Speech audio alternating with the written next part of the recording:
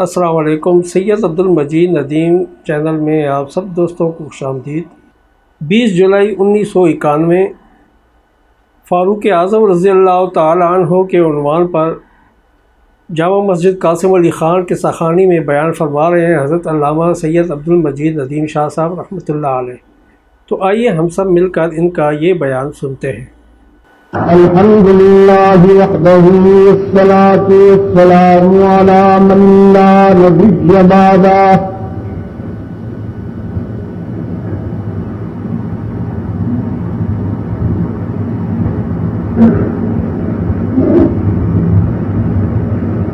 اگر آپ حضرات اس طرف آ جائیں تو کھڑے ہو کے بیٹھ جائیں، تھوڑا سا اس طرف ہو جائیے۔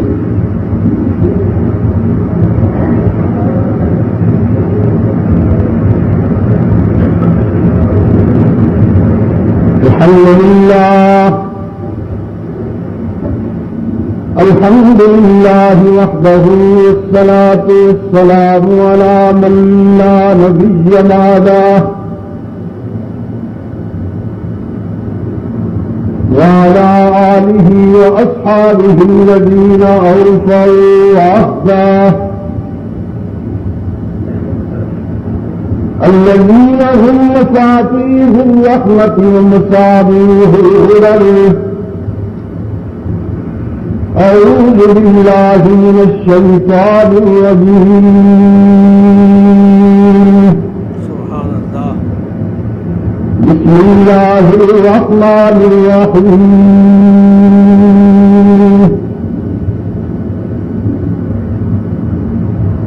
والذي أرسل رسوله بالهدى ودين الحق ليظهره على الدين كله وكفى بالله شهيدا۔ محمد رسول الله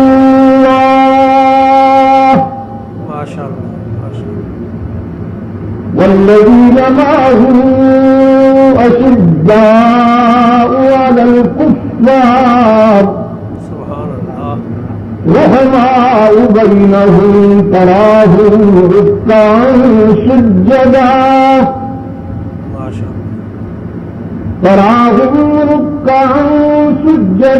يبتغون فضلا من الله ورضوانا سيماهم في وجوههم من أثر السجود ذلك مثلهم في التوراة ومثلهم في الإنجيل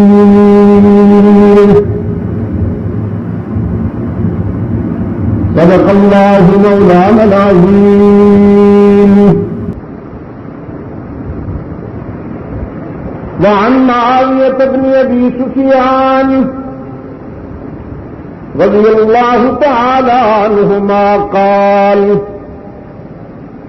قال رسول الله صلى الله عليه وسلم من يرد الله به خيرا يفقهه في الدين وصدق رسوله النبي الأمي الكريم ونحن على ذلك لمن الشاهدين والشاكرين والحمد لله رب العالمين۔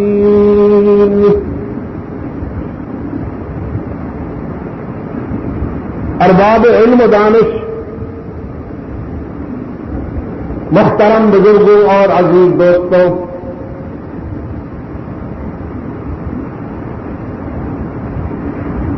شہدائے امت کانفرنس کا یہ تقریباً 7واں اجلاس ہے۔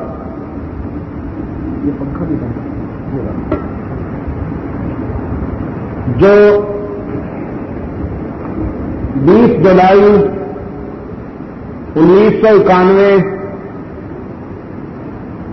یہاں قصہ خانی بازار پشاور صوبہ سرحد پاکستان میں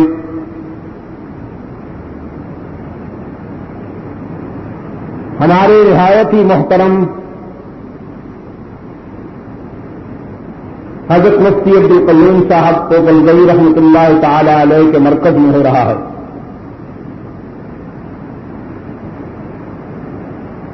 میں ابھی ان کے کمرہ میں بیٹھا تھا.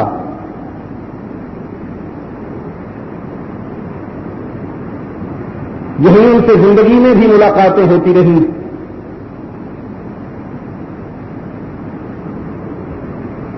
اور آج بھی در و دیوار سے ان کے اخلاص کی مہک آتی ہے. اللہ انہیں اپنے جوار رحمت میں جگہ عطا فرمائے اور دائمی سکون سے ہمکنار فرمائے انہیں. حسب وعدہ اور حسب پروگرام آج کی ملاقات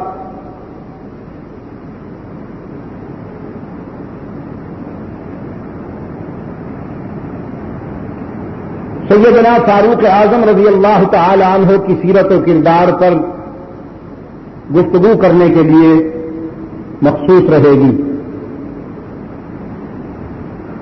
چند ضمنی پہلو بھی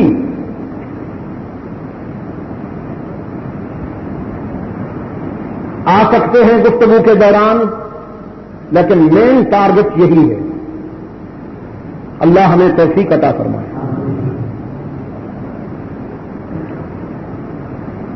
کتاب اللہ سے جو حصہ میں نے ابھی ابھی آپ کے سامنے تلاوت کیا، اس میں رب العالمین نے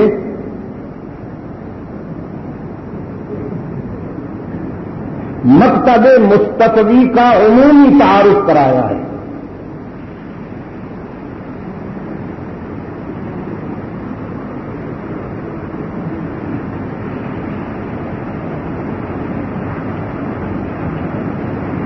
اور فاروق اعظم رضی اللہ تعالی عنہ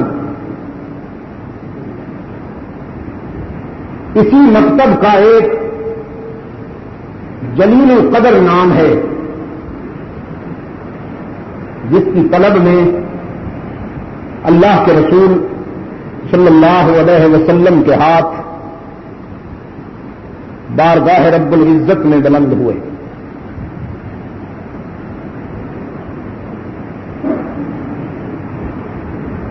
میں کبھی عرض کیا کرتا ہوں کہ بیت اللہ کی تعمیر کے وقت خلیل اللہ نے اللہ سے رحمت عالم صلی اللہ علیہ وسلم کو مانگا. محمد عربی صلی اللہ علیہ وسلم کو مانگا.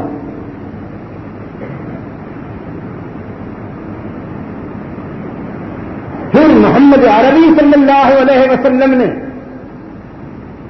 گلشن اسلام کی آبیاری کے لیے فاروق اعظم کو مانگا. رحمت عالم خلیل کی مراد ہیں اور فاروق اعظم محمد عربی کی مراد ہیں صلی اللہ علیہ وسلم.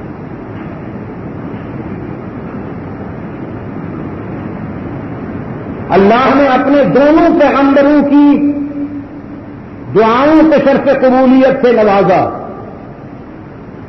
دونوں کو جوہر مقصود ملا. بس فرق یہ ہے کہ جسے خلیل اللہ نے مانگا وہ کئی ہزار سال بعد دنیا میں آیا، اور جسے رحمت عالم نے مانگا رات کی تنہائی میں آنسو کی برسات میں عمر کو مانگا، اور صبح کا سویرا ہونے سے پہلے فاروق اعظم محمد کے غلام بن گئے. وہ دعائے خلیل تھی اور یہ دعائے محمد ہے صلی اللہ علیہ وسلم. الف مرہ بعدد کل ذرہ. فاروق اعظم ایک فرد ہونے کے باوجود پشاور کے روشن ضمیروں، ایک فرد ہونے کے باوجود شخصی جامعیت اور مرکزیت کے لحاظ سے اتنے وزنی ہیں کہ کئی افراد کی خوبیاں اس ایک فرد میں اللہ نے جمع کر دی.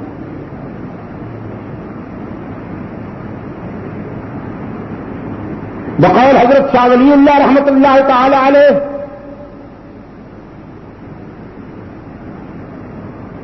کہ کوئی ایسا محل ہو، اپنی اجالت الخفا میں لکھتے ہیں حضرت رحمۃ اللہ علیہ، کوئی ایسا محل ہو کہ اس کے کئی دروازے ہوں، ہر دروازے پر کوئی علم و حکمت کا تاجدار ملے، کوئی شجاعت اور بہادری کا نامور کردار ملے. کسی دروازے پر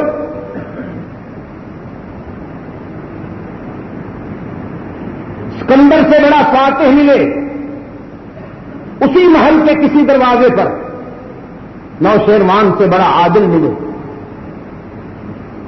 اسی محل کے تیسرے دروازے پر ابو علی سینا سے بڑا فلسفی ملے، ارسطو سے بڑا مفکر ملے، اسی محل کے چوتھے دروازے پانچویں دروازے پر ابن تیمیہ سے بڑا مفکر ملے، ابو حنیفہ سے بڑا فقیہ ملے، احمد بن حنبل سے بڑا اسلامی قانون کا ماہر ملے، مجدد الفسانی سے بڑا روشن ضمیر ملے کسی دروازے پر،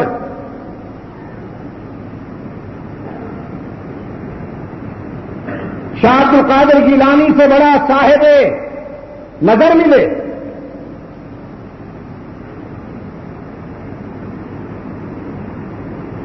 راضی اور سیوطی سے بڑا صاحب بصیرت ملے،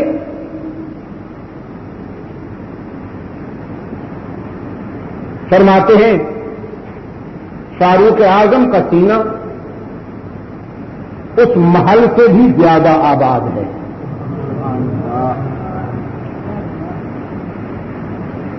فاروق اعظم کے سینے میں اس محل سے زیادہ چراغ روشن ہیں، اور اللہ کے لیے یہ کوئی مشکل بات تو نہیں کہ وہ کسی ایک فرد میں کائنات کو جمع کر دے. وَلَيْسَ عَلَى اللَّهِ بِمُسْتَنْكَرٍ أَن يَجْمَعَ الْعَالَمَ فِي وَاحِدٍ. اللہ کے لیے یہ کوئی مشکل بات نہیں ہے کہ وہ اپنے کسی ایک بندے میں پوری دنیا کی خوبیاں جمع کر دے، وہ کر سکتا. اپنے خلیل کو اللہ نے امت کہا. قرآن کریم میں ابراہیم علی قائدنا علیہ التسلیم کو اللہ نے کان امتن کہا، اور رسول اللہ صلی اللہ علیہ وسلم نے فاروق اعظم کے متعلق فرمایا میرے بعد نبوت کا دروازہ بند ہے، کوئی نیا نبی آنے والا نہیں. اگر یہ تسلسل جاری رہتا اور میرے بعد کسی نبوت کی گنجائش ہوتی تو میرا عمر اس قابل تھا کہ اسے یہ منصب پیش کیا جائے.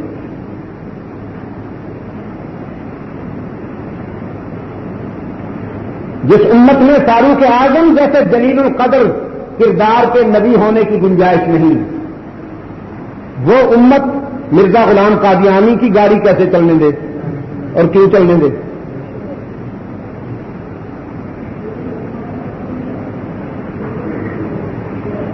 عزیز دوستو، بگڑی ہوئی چیز جب بنتی ہے تو پھر اچھی طرح بنتی ہے. جس طرح سے بنی ہوئی چیز بگڑتی ہے تو اچھی طرح بگڑتی ہے.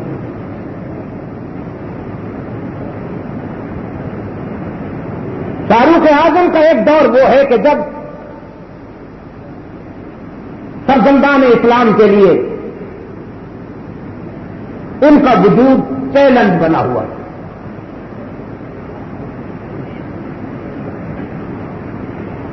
یہ مکہ کے گلی کوچوں میں گھومتے اور شمشیر بے نیام لہرا لہرا کر للکارتے کہ کوئی محمدی ہونے کا دعویٰ تو کرے، نمٹ لوں گا اس سے. کوئی اس کا اظہار تو کرے کہ میری نسبت محمد کے دین سے ہے، میں دیکھوں گا اسے.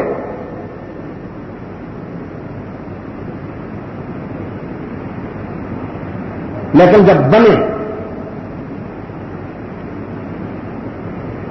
اور دار ارکم میں اللہ کے رسول صلی اللہ علیہ وسلم کے قدموں میں آئے، استاد کامل کی نظر محبت وجدان کی گہرائیوں میں اتری اور ابن خطاب کے سراپا میں چھپا ہوا فاروق اعظم نمایاں ہوا. ابن خطاب کے سراپا میں چھپا ہوا فاروق اعظم نمایاں ہوا.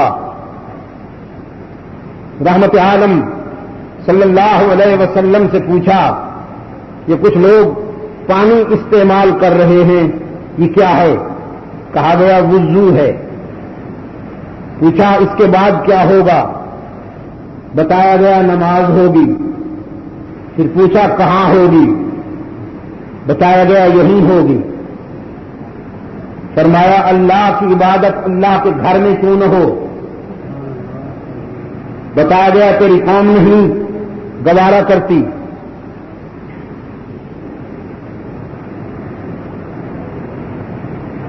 یہ ہے رحمت عالم کا درس. حالانکہ یہی تھے جو رکاوٹ تھے. بیت اللہ میں مسلمانوں کی نماز، مسلمانوں کی عبادت کے راستے میں یہی سب سے بڑی رکاوٹ تھے. لیکن اب جب شرمندہ ہو کے آ گئے تو اللہ کے رسول نے تانا دینا گوارا نہ سمجھا، دل آزاری کرنا مناسب نہ سمجھا. فرمایا تیری قوم برداشت نہیں کرتی نا ابن خطاب، ہم یہیں دار ارقم میں نماز پڑھا کرتے ہیں. عرض کیا اللہ کے رسول آپ نہ کہیں میں سمجھ گیا ہوں، آپ تیاری کیجئے میں پہلے جا رہا ہوں اور دیکھتا ہوں آج کون رکاوٹ بنے. وہاں دنیا کفر کے اساطین مکہ کی لیڈرشپ منتظر تھی کہ دہشت گردی کے لیے ہم نے ابن خطاب کو بھیجا تھا. دیکھتے ہیں کہاں تک اسے ٹارگٹ حاصل ہوتا ہے. وہ یہ سننے کے منتظر تھے کہ ہدایت کا چراغ بجھا دیا گیا ہے، لیکن ان کے کانوں میں جو آواز پڑی، کوہ صفا پہ کھڑے ہو کر فاروق اعظم نے للکارا، نام لے لے کر مسٹر ابو جہل کا، عتبہ کا، ابو لہب کا، ولید کا، ابو سفیان کا نام لے لے کے فرمایا ابتدام عرض ہے کہ ابن خطاب آج سے رحمت عالم کا غلام ہو گیا. تم نے میرا بگڑنا دیکھا تھا، اب سنورنا دیکھو. رسول سے میری عداوت دیکھی تھی، اب اطاعت دیکھو. اسلام سے میرا انکار سنا تھا، اب اقرار دیکھنا.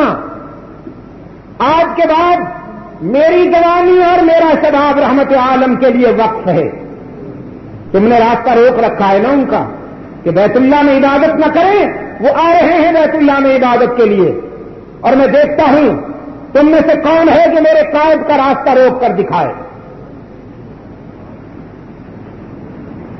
تاریخ کی صداقتیں گواہ ہیں. پشاور کے روشن ضمیروں، سکوت مرگ طاری تھا مکہ کے در و دیوار پر، سناٹا تھا چہار سو. فاروق اعظم کی للکار تھی نا، کسی مجاور کی تو نہیں، فاروق اعظم کی للکار تھی.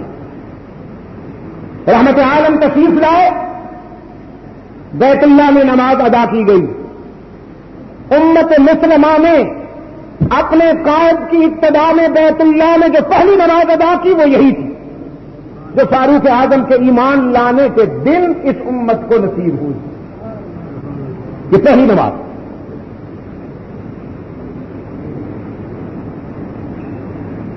پھر رسول اللہ صلی اللہ علیہ وسلم کے قرب نے عمر کی تعمیر کی، ان کے فکر کو جلا بخشی، ان کی سوچ کو رفعتوں سے ہمکنار کیا، ان کے دل کی دھڑکنوں کا رابطہ عرش بری سے قائم کیا. تو پھر یہ ہوا، عمر نے کہا ازواج رسول کو باپرد باہر نکلنا چاہیے، نبی کی گھر والیوں کو باپرد باہر آنا چاہیے، پردے کے بغیر نہیں. تو قرآن بولا یا ایھا النبی قل لازواجک وبناتک ونساء المؤمنین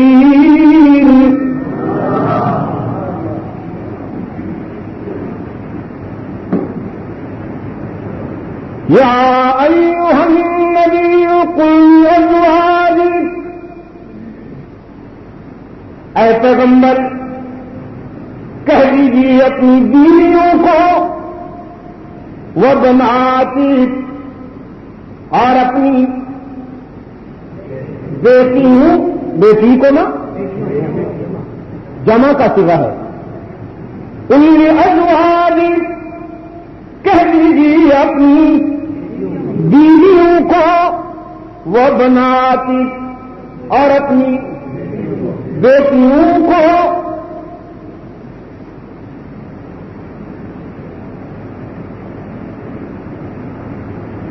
قرآن جب اولاد رسول کی بات کرتا ہے تو جمع کا صیغہ لاتا ہے.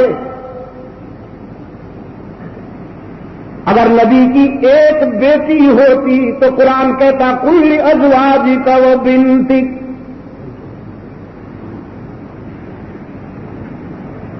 نبی کی 4 بیٹیاں ہیں نا، قرآن کریم نے بھی فرمایا قل لازواجک. کچھ لوگوں نے کہا نہیں ہم نہیں مانتے. قرآن نے کہا نہیں مانتے تو جاؤ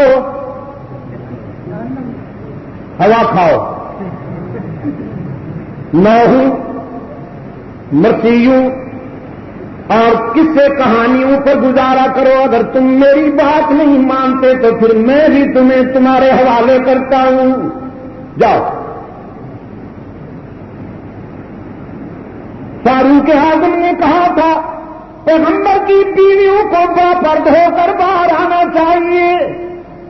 رب العالمین نے فرمایا فاروق اعظم کی یہ تجویز اتنی محبوب ہے، اتنی پسندیدہ ہے کہ اس تجویز کی روشنی امت مسلمہ کے ہر گھرانے میں جانی چاہیے. رب العالمین نے جب قانون بنایا فرمایا قل لازواجک وبناتک ونساء المؤمنین. نبی کی بیویوں کے لیے بھی حکم ہے، نبی کی بیٹیوں کے لیے بھی حکم ہے، اور امت مسلمہ کی تمام خواتین کے لیے حکم ہے یدنین علیہن من جلابیبہن. وہ جب بھی اپنے گھروں سے باہر نکلا کریں تو اپنے چہرے چادروں سے ڈھانپ لیا کریں، خود کو مستور کر لیا کریں، باپرد کر لیا کریں. جو بات عمر کو فرش پہ اچھی لگی وہ بات رب العالمین نے عرش پہ بھی پسند کر لی. یہ ہے میرے آقا کی محنتوں کا نتیجہ. کتنا اچھا استاد ہے، کتنے اچھے شاگرد تیار کیے ہیں اس استاد نے. پھر فاروق اعظم نے عرض کیا مقام ابراہیم پر نوافل ادا کرنے کو جی چاہتا ہے خلیل اللہ کی اتباع میں، تو قرآن کو واتخذوا من مقام ابراہیم مصلی. فاروق اعظم نے غزوہ بدر کے قیدیوں کے متعلق تجویز دی، عرش بری سے فاروق اعظم کی تائید ہوئی، ما کان لنبی ان یکون له اسرا حتی یسکن فی الارض۔ فاروق اعظم کی تجویز تھی کہ ابن ابی کی نماز جنازہ نہیں پڑھانا چاہیے۔ ابن ابی کو جانتے ہیں آپ؟ پہلا رافضی، کائنات کا پہلا رافضی بے ایمان، جس نے سیدہ عائشہ صدیقہ رضی اللہ تعالی عنہا پر بہتان باندھا، اتنی سنگین گالی دی کہ اس سے بڑی گالی کوئی نہیں۔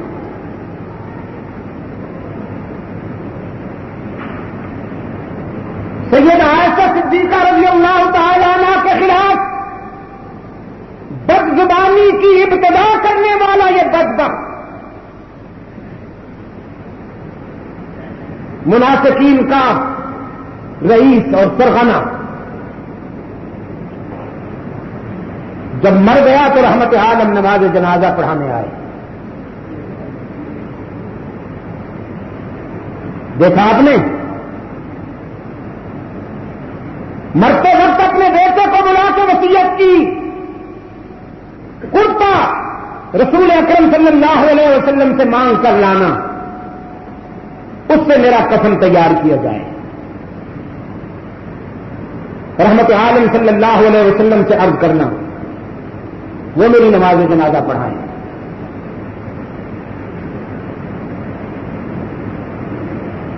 اب باپ منافق اور بیٹا رحمت عالم کا مخلص خادم سچا مسلمان باپ سے کہنے لگا، کچھ عجیب سی تمنا ہے، کچھ عجیب سی آرزو ہے، میں کیسے جا کے اللہ کے رسول سے کہوں کہ وہ تیرے جسم کے لیے اپنا وہ پاک کرتا عطا کریں جس کے ہر دھاگے سے عرش بری سے اس سب کی مہریں لگی ہوئی ہیں، اور امام الانبیاء سے کیسے کہوں کہ وہ رئیس المنافقین کی نماز جنازہ پڑھائیں۔ تیری ثقافت اور بدبختی میں اور تیری منافقت میں مجھے تجھے گنجائش نہیں ملتی کہ میں اللہ کے رسول صلی اللہ علیہ وسلم کی خدمت میں جا کے یہ درخواست کروں۔ ابن ابی نے اعتراف کیا، تم ٹھیک سوچتے ہو بیٹا، میری ثقافت اور میری بدبختی کا عالم یہی ہے، لیکن تو نے میری ثقافت اور میری منافقت کو دیکھا ہے، ان کی رحمت کو نہیں دیکھا۔ مجھ سے بڑا اللہ کے رسول کا دل دکھانے والا شاید دنیا میں کوئی نہ ہو، لیکن محمد سے بڑھ کر اپنے دشمنوں کو معاف کرنے والا بھی دنیا میں کوئی نہیں۔ ہم ستانے کے عادی ہیں، وہ معاف کرنے کے عادی ہیں۔ انتقام اچھی چیز ہے، لیکن اب وہ درگزر میں جو بات ہے شاید وہ انتقام نہ ہو۔ انتقام سے فرق نہ ہو سکتا ہے، انتقام سے جسم متاثر ہوگا، لیکن جب آپ اب وہ درگزر سے کام لیں گے تو ضمیر جیت لیں گے۔ اللہ کے رسول صلی اللہ علیہ وسلم کو جب یہ اطلاع ملی تو فرمایا اچھی بات، میرا کرتا بھی لے جاؤ، اس کے کفن کے لیے اور تیاری کرو۔ فرمایا لا تصلی علی احد منهم مات ابدا ولا تقم علی قبری، لا تصلی علی احد منهم مات ابدا ولا تقم علی قبری۔ میرے پیغمبر اس پوری پارٹی میں سے کوئی بھی مر جائے تو ان کی نماز جنازہ پڑھانے کی آپ کو اجازت نہیں۔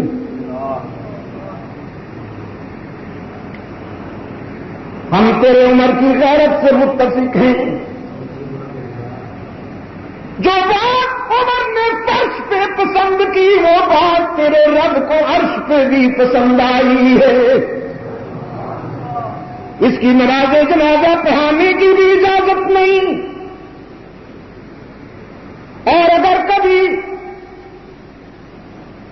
ان منافقین میں سے کسی کی قبر سے آپ کا گزر ہو تو کسی کی قبر پر دعائیں مغفرت کے لیے بھی رکنے کی اجازت نہیں،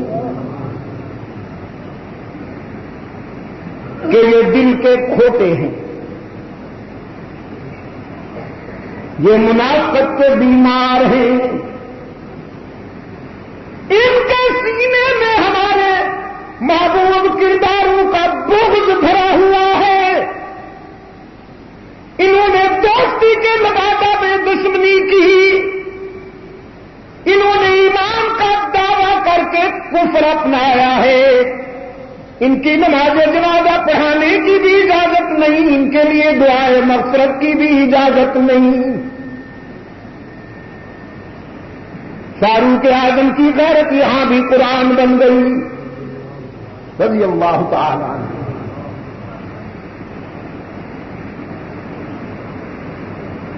پھر فاروق اعظم نے ایک منافق کو قتل کر دیا، ایک یہودی ایک منافق لڑتے ہوئے آئے، جھگڑتے ہوئے آئے،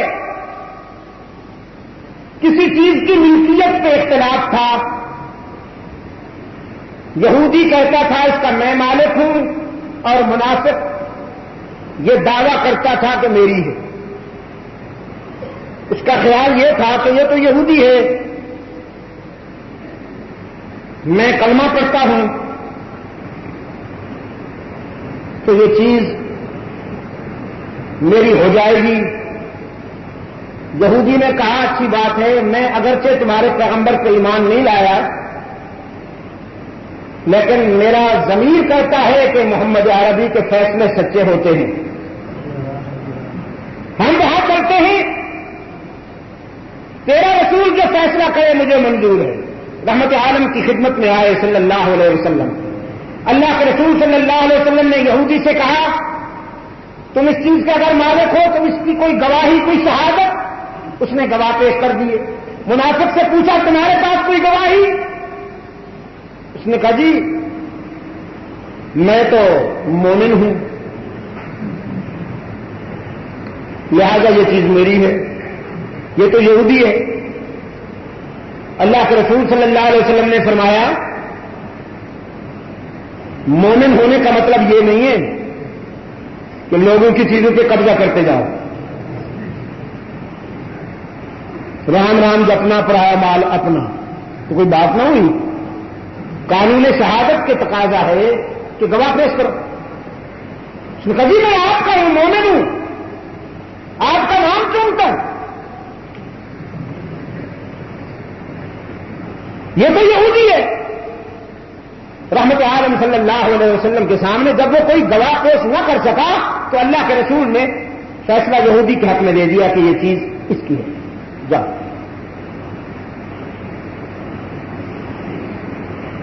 بڑا سردہ، بڑا نروس، بڑا پریشان منافق ہلکا رسالت سے باہر آیا تو یہودی سے کہنے لگا پتہ نہیں حضور کس خیال میں بیٹھے تھے، اگر تم مناسب سمجھو تو حضرت عمر کے پاس چلتے ہیں، گیدڑ کو جب موت آتی ہے تو شہر کا رخ کرتا ہے۔ یہودی نے کہا اچھی بات ہے، تمہارا اگر یہی خیال ہے جہاں بھی چلو میں چلوں گا، لے چلو۔ اس کا مطلب یہ تھا کہ اگر وہاں میرا جیک نہیں لگا تو شاید یہاں لگ جائے، کیونکہ فاروق اعظم بڑے غیور ہیں، باطل کے معاملے میں بڑے غیور ہیں، تو ایک یہودی کے مقابلے میں وہ میرے حق میں فیصلہ دیں گے، یہودی کے حق میں نہیں دیں گے۔ بڑا خوش ہوا، فاروق اعظم رضی اللہ تعالیٰ عنہ کی خدمت میں آئے، دونوں نے اپنا کیس پیش کیا۔ فاروق اعظم نے یہودی سے کہا اگر تم اس چیز کی ملکیت کے دعوے دار ہو تو کوئی گواہی؟ اس نے کہا وہ گواہی تو میں نے رسول کے وہاں تمہارے پیغمبر کے وہاں پیش کر دی تھی، اگر آپ کہتے ہیں تو پھر میں وہ لوگ بلا کے لاتا ہوں۔ فاروق اعظم نے کہا تو اس کا مطلب یہ ہے کہ تم پہلے رسول اکرم صلی اللہ علیہ وسلم کی خدمت میں بھی گئے تھے؟ اس نے کہا گئے تھے۔ اور پھر حضور نے تو فیصلہ میرے حق میں کر دیا۔ منافق کی طرف دیکھ کے کہا رسول اکرم صلی اللہ علیہ وسلم نے فیصلہ اس کے حق میں کر دیا؟ اس نے کہا ہاں جی کر تو دیا، آپ بہرحال فیصلہ فرمائیں۔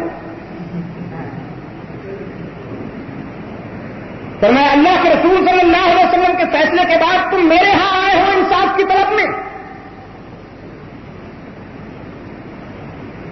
اور رحمت عالم صلی اللہ علیہ وسلم کے شاگرد فاروق اعظم کی آنکھوں میں غیرت کی سرخی امن آئی، دونوں لرزنے لگے۔ فاروق اعظم نے جب پوچھا کہ اللہ کے رسول کے فیصلے کے بعد تمہیں یہاں میرے ہاں آنے کی جرت کیسے ہوئی، تو یہودی نے کانپتے ہوئے کہا میں نہیں آتا تھا، یہ لایا ہے۔ فاروق اعظم نے منافق سے کہا تمہیں یہ جرت کیسے ہوئی؟ اس نے کہا جی بس ہم آ رہے ہیں نا تو آپ ہی فیصلہ فرما دو، کوئی بات نہیں، یہ یہودی ہے میں مانوں نہیں۔ فاروق اعظم نے فرمایا اچھی بات ہے فیصلہ کرتا ہوں۔ تلوار لائے اور نیام سے نکال کر ایک جملہ فرمایا، یہ تاریخ کے دامن میں بھی محفوظ ہے، زفرس کا عرش گونج رہا ہے وہ جملہ۔ فرمایا اللہ کے رسول کی عدالت سے فیصلہ ہونے کے بعد جو میرے پاس انصاف کے حصول کے لیے آئے گا تو پھر اس کا فیصلہ عمر کی زبان نہیں عمر کی تلوار کرے گی، اور اگلے لمحے منافق کا سر قلم اڑا کے رکھ دیا۔ منافق کا سر قلم ہو گیا، اس کی باڈی دھرتی پہ تڑپنے لگی، اس کے ورثاء اکٹھے ہو گئے، ماتم کرنے لگے۔ ایک یہودی کے مقابلے میں مومن کو مار ڈالا اور ماتمی جلوس بنا کر اللہ کے رسول کی خدمت میں پہنچے، مارے گئے، ہم پہ زیادتی ہو گئی، ہمیں انصاف چاہیے۔ دیکھیے جی ایک یہودی کے مقابلے میں مومن کو مار ڈالا، اللہ کے رسول صلی اللہ علیہ وسلم نے فاروق اعظم کو طلب کیا، فرمایا ابن خطاب کیا بات ہے؟ عرض کیا میرے آقا یہ دونوں میرے پاس آئے، جبکہ میرے پاس آنے سے پہلے یہ آپ کی خدمت میں حاضر ہوئے، آپ کے فیصلے کے بعد یہ میرے پاس انصاف کے حصول کی تمنا لے کے آئے، تو پھر میرے ضمیر نے گوارا نہ کیا کہ میں زبان سے فیصلہ کروں۔ آپ کے فیصلے پر اگر کوئی شخص مطمئن نہیں ہوتا اور وہ میرے پاس آتا ہے تو پھر اس کا فیصلہ اسی طرح کرنا مناسب سمجھتا ہوں۔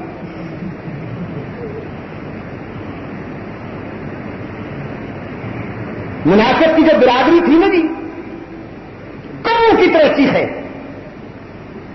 یہ کون سا انصاف ہے جی، کون سا قانون ہے؟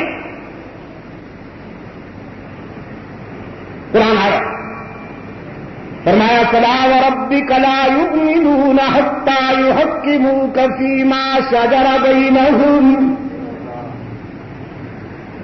فلا وربك لا يؤمنون حتى يحكموك فيما شجر بينهم ثم لا يجدوا في أنفسهم حرجا مما قضيت وَيُسَلِّمُوا تَسْلِيمًا۔ حق تعالی نے فرمایا محمد تیرے رب کی قسم، وہ اپنی ربوبیت کی قسم کھائی حق تعالی نے، تیرے رب کی قسم محمد، جو شخص تجھے جج اور تجھے فیصل نہیں مانتا ہم اسے مومن نہیں مانتے، چاہے کلمہ پڑھتا رہے، چاہے جبہ زمین کو ہو، چاہے داڑھی سجائے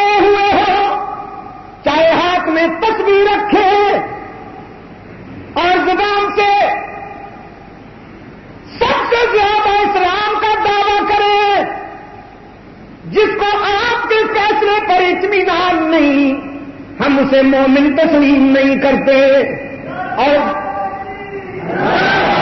جو رب العالمین نے فاروق اعظم کے فیصلے کی تعریف کرتے ہوئے واضح کر دیا کہ ایسے دل کے بیماروں کے لیے فاروق اعظم کی تلوار بہت اچھا علاج ہے۔ یہ فیصلہ عرش بری کے مطابق ہے، رب العالمین کی منشا کے مطابق ہے۔ پشاور کے روشن ضمیروں، میں کہا کرتا ہوں، آج بھی کہہ رہا ہوں، اور جب تک زندگی ہے کہتا رہوں گا، منافقت اور فاروق کبھی جمع نہیں ہو سکتے۔ یہ دونوں ایک دوسرے کی ضد ہیں۔ فاروقیت کل بھی منافقت کے لیے زہر قاتل تھی، فاروقیت آج بھی منافقت کے لیے زہر قاتل ہے۔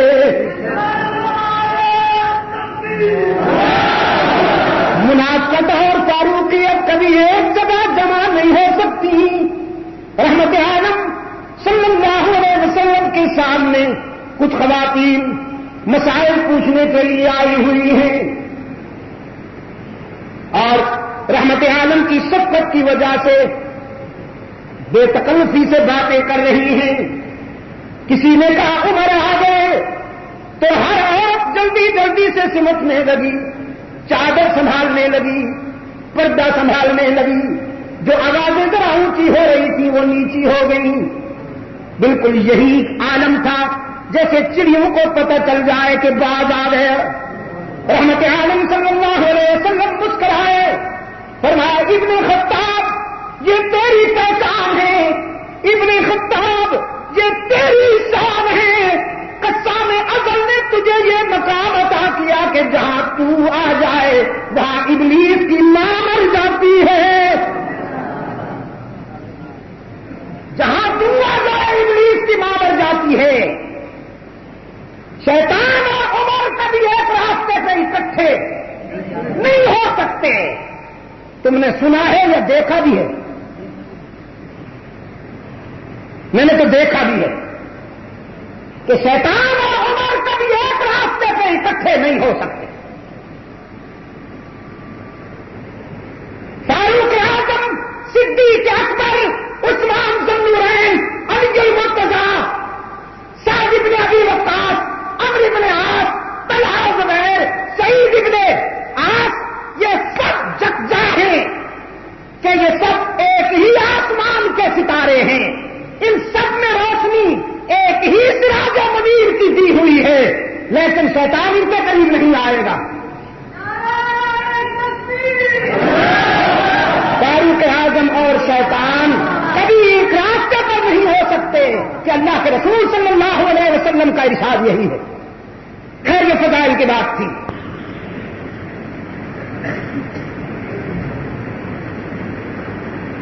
جنگی معاملات میں فاروق اعظم رضی اللہ تعالی عنہ ہدایات دے رہے تھے مجاہدین کو، فوجیوں کو ہدایات دے رہے تھے،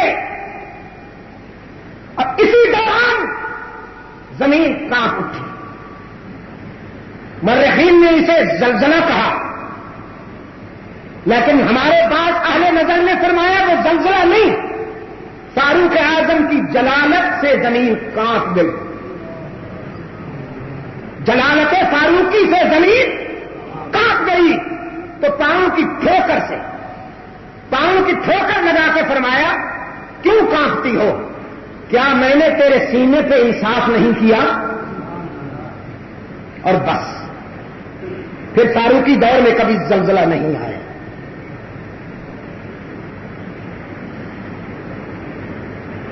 کانپتی ہوئی زمین پہ ٹھوکر لگائی تو پرسکون ہو گئی، بھڑکتے ہوئے شولوں پہ پانی پھینکا تو ٹھنڈے ہو گئے، دریا کے نام خط لکھا تو تعلیم کی، اور ہواؤں کو پیغام دیا تو غلامی کی۔ انسان چار عناصر کا مرکب ہے نا، آگ، خاک،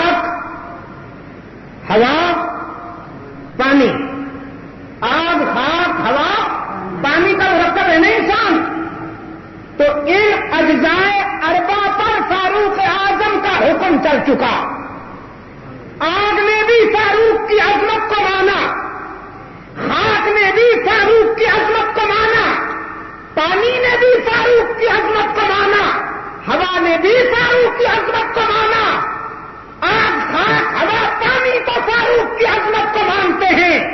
اب اگر کوئی آدمی فاروق کی عظمت کا انکار کرتا ہے تو وہ اپنے اصل کا باغی ہے, اسے اپنے اصل سے بغاوت کا علاج کرنا چاہیے. یہ چاروں چیزیں فاروق اعظم کی غلامی کا اعلان کر چکی ہیں, تو جو آدمی فاروق کی عظمت کو نہیں پہچانتا اس کا تو اصل ہی کوئی نہ ہوا.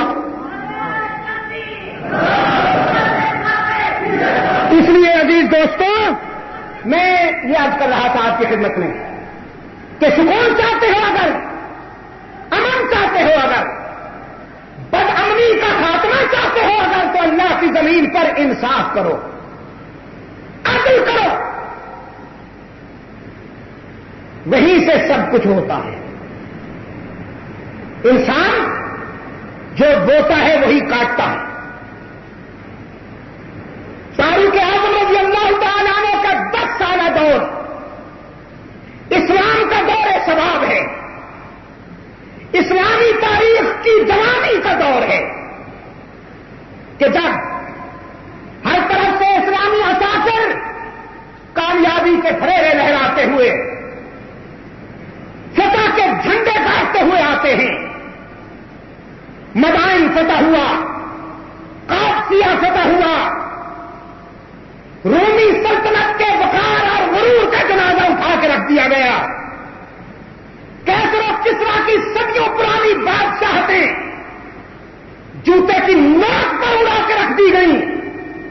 محمد عربی کے کھدر پوش رضاکار قرۂ ارض پر عدل و انصاف کے پھیرے لہراتے ہوئے عجم تک اسلامی انقلاب کی اشاعت و تقویم میں شب و روز مصروف کار نظر آتے ہیں. کہ باطل نے ایک پروگرام کے تحت فاروق اعظم کو راستے سے ہٹانے کا فیصلہ پروگرام بنایا. ایک بات کرتا چلے جاؤں, آج بعض حضرات کے ہاں حب اہل بیت ایمان کی سب سے بڑی بنیاد ہے. میں نے رات بھی کہا تھا, آپ کو یاد ہوگا, آج یہاں بھی کہتا ہوں, اہل بیت رسول سے محبت, اہل بیت رسول سے عقیدت اور اہل بیت رسول کے ساتھ عملی وابستگی کی التجا یہ ہمارے ایمان کا جزو اعظم ہے. فاروق اعظم رضی اللہ تعالیٰ عنہ کے ساتھ اہل بیت رسول کا برتاؤ کیا تھا؟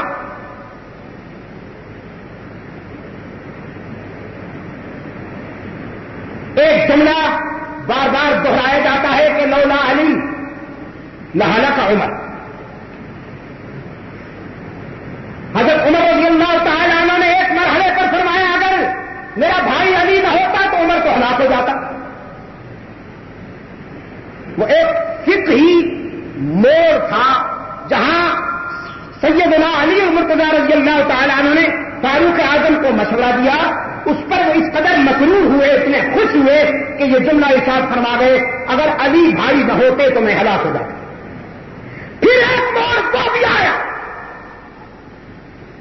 یہ ان کی اشتہار اربع سے بات کر رہا ہوں کہ سیدنا علی مرتضیٰ رضی اللہ تعالیٰ عنہ کو بھی فاروق اعظم نے دینی بھائی ہونے کے ناطے سے ایک مشورہ دیا, تو سیدنا علی نے بھی یہی تبصرہ کیا, لولا عمر لہلک علی. آج عمر نہ ہوتا تو علی ہلاک ہو جاتا. فاروق اعظم کے 10 سالہ دور خلافت میں سیدنا علی رضی اللہ تعالیٰ عنہ نے اطاعت کی یا بغاوت کی؟ آپ نے آہستہ جواب دیا, خیریت تو ہے. سیدنا علی رضی اللہ تعالیٰ عنہ فاروق کی خلافت میں اپوزیشن کا کردار ادا کرتے رہے یا معاون بن کے رہے؟ حزب اختلاف میں رہے یا تعاون کیا؟ مشیر تھے، وزیر تھے، چیف جسٹس تھے فاروقی دور میں سیدنا علی المرتضیٰ رضی اللہ تعالی عنہ.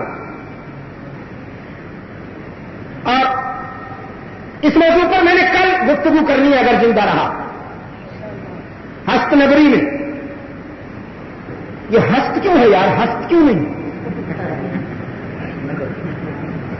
عجیب، اونچی آواز سے کہو.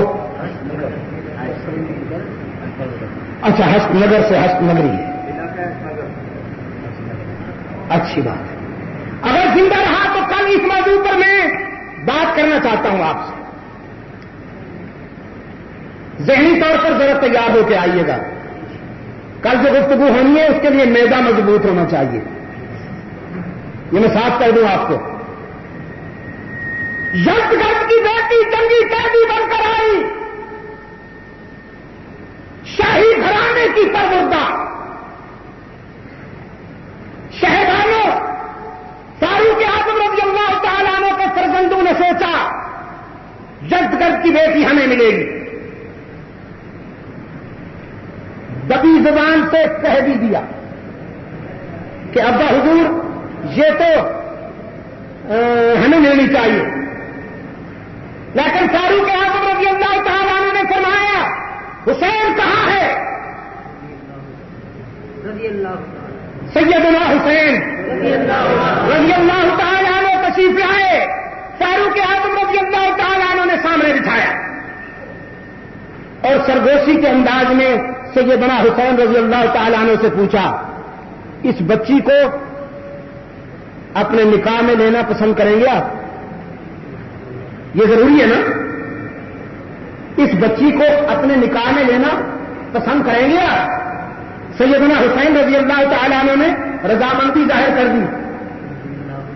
اب جو دیکھا تو اپنے بیٹے عبید اللہ کی آنکھوں میں بھی طلب تھی. فرمانے لگا عبید اللہ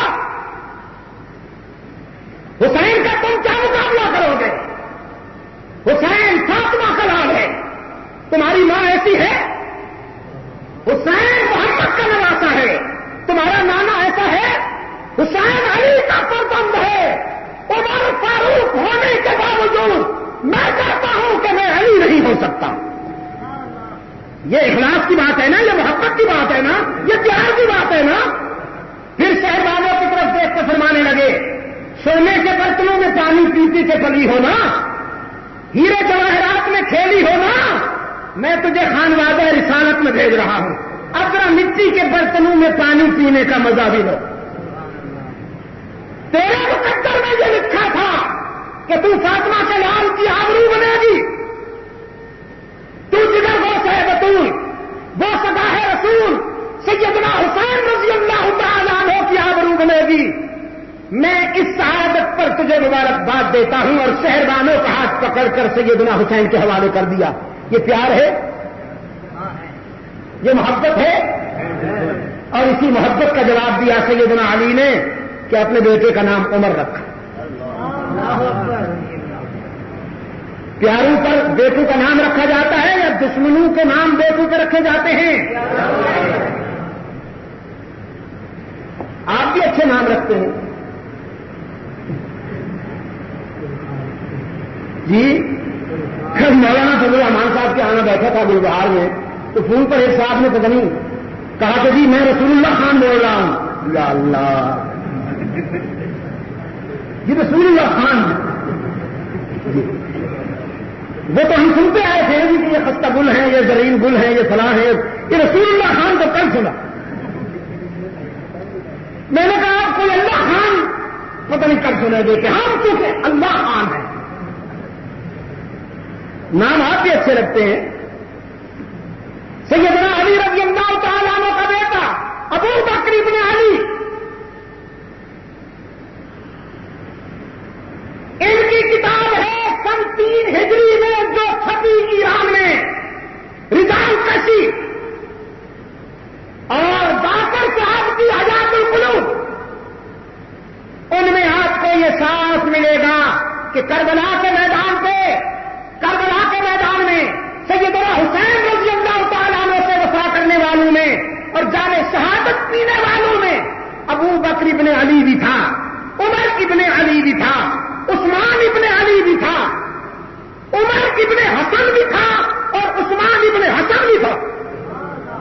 سیدنا علی نے بھی اپنے بیٹوں کا نام ابو بکر عمر عثمان رکھا اور سیدنا حسن رضی اللہ تعالی عنہم نے بھی اپنے بیٹوں کا نام عمر اور عثمان رکھا۔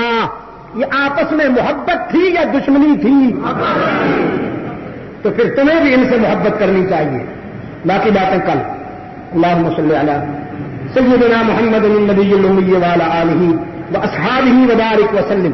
کل بھی میں نے کہا ہاں شاہ جی رحمت اللہ علیہ کی کچھ تقاریر کیسٹ تو ملتی نہیں بخاری مرحوم کی، میں نے زمانے طالب علمی میں ان کے اصل اقوال جن میں کوئی نقل نہیں، گویا مطابق اصل جو ان کے اقوال ملے وہ جمع کیے تھے۔